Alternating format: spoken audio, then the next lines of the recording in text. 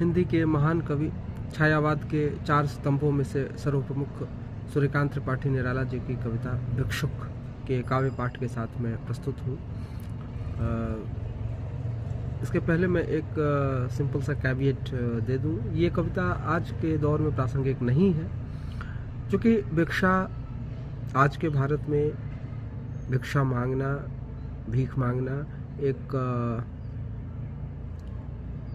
मेरी राय में एक ऑप्शन हो सकता है, व्यवस्था नहीं।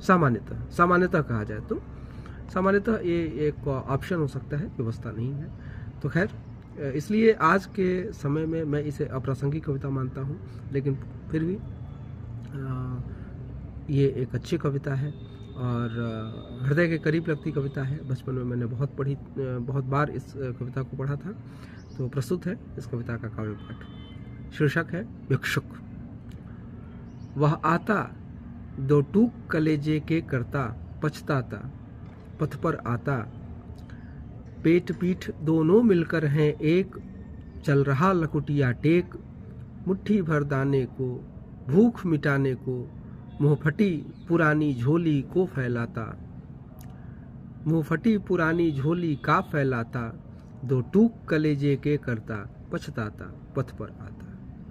साथ 2 बच्चे भी हैं सदा हाथ फैलाए, बाएं से वे मलते हुए पेट को चलते, और दाहिना दया दृष्टि पाने की ओर बढ़ाए।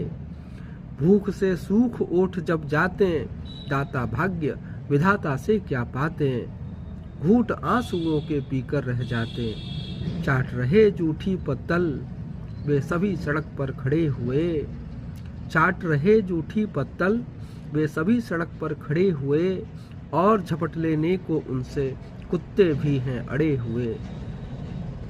ठहरो, अहो मेरे हृदय में है अमृत, मैं सींच दूंगा, अभिमन्यु जैसे हो सकोगे तुम, तुम्हारे दुख मैं अपने हृदय में मैं खींच लूंगा।